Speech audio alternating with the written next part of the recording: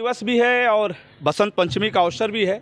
हम इस वक्त बलिया सिटी में हैं, बलिया शहर में है। श्री राम जानकी नाई मठिया मंदिर में आज जननायक कर्पूरी ठाकुर जी का जयंती समारोह है।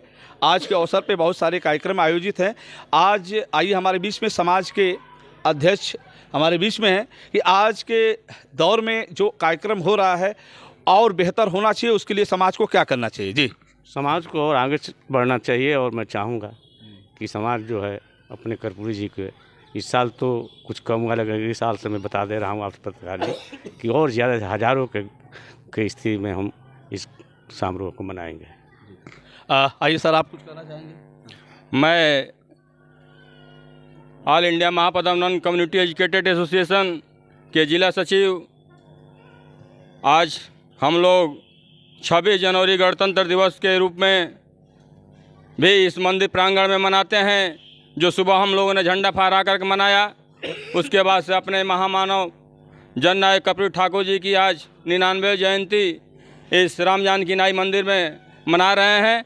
यह हमारे समाज को एक नई दिशा, नया रूप रंग देता है। हमारे समाज को कर्पूरी ठाकुर जी के विचारों से सीख लेनी चाहिए।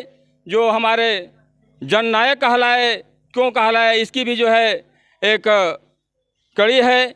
इन्होंने अपने जीवन में कभी पीछे मुड़ करके नहीं देखा, यह आगे चलते गए, कारोबार जुटता गया। इस तरह से हम भी चाहते हैं हमारे समाज के लोग इनके पद चिन्हों पर चल करके कभी पीछे झुकने का काम न करें, आगे बढ़ते रहें।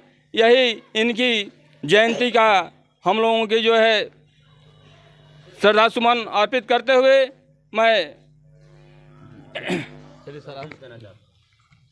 ये आज हम लोग कर्पूरी जयंती के अवसर पर यहाँ इकट्ठे हैं और हमारे कर्पूरी जी, उनका जीवन जो है सरल सादा, लेकिन उनकी प्रतिभा जो है बहुत ही विशाल थी।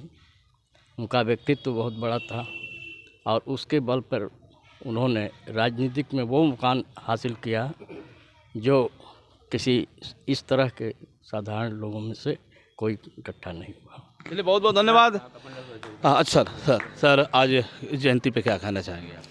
जयंती पे ये कहना चाहेंगे, चूँकि ये जननायक कर्पूरी ठाकुर जी की एक ऐसी इनका व्यक्तित्व रहा है जो पूरे देश को, राजनीति को एक अलग आयाम दिया।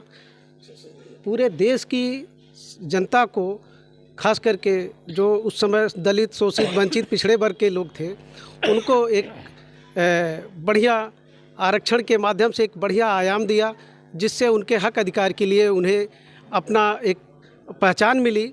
और इस अधिकार को देने वाले जननायक कर्पूरी ठाकुर जी की आज ये जयंती है। इस जयंती को हम चाहते हैं कि जो भी पिछड़े समाज के लोग हैं, दलित हैं, वंचित हैं, सब लोग मिल करके इनकी जयंती को मनाएं और इनके द्वारा दिए गए न्याय को आत्मसात करते हुए आगे अग्रसर हो, ताकि आने वाले समय में वह अपने हक अधिकार के लिए बखूबी लड़ सके और अपना अच्छा परिणाम हासिल कर सके। जी, आप सर क्या कहना चाहेंगे? मैं सर्व समाज को यही बताना चाहूँगा और ख़ास करके यह जो दिन मिला है 26 जनवरी, मैं सभी को ये बता देना चाहता हूँ कि इसी 26 जनवरी सन 1950 में हमें संविधान के रूप में बाबा साहब ने पूरे देश को संविधान दिया था और उस संविधान के अंतर्गत प्रथम देश के वो नेता रहे जो हमारे समाज से हैं, हमारा गौरव हैं। जननायक कर्पूरी जी ने उस संविधान के पन्ने को पलट करके और आरक्षण की व्यवस्था को बिहार जैसे सामंती राज में व्यवस्थित रूप से लागू करने की हिम्मत दिखाई और उस कर्पूरी के हम वंशज हैं। मैं अपने को और अपने समाज को धन्य मानता हूं कि मैं ऐसे वंश में पैदा हुआ हूं। जी सर, आपका क्या कहना? आज जननायक कर्पूरी ठाकुर जी की जयंती का संदेश यही है, बाबा भीमराव अम्बेडकर जैसे लोग तो पैदा होना मुश्किल है, लेकिन उनके समकक्ष हम अपने जननायक कर्पूरी ठाकुर जी को मानते हैं, जिन्होंने सबसे पहले देश में आरक्षण देने का काम किया।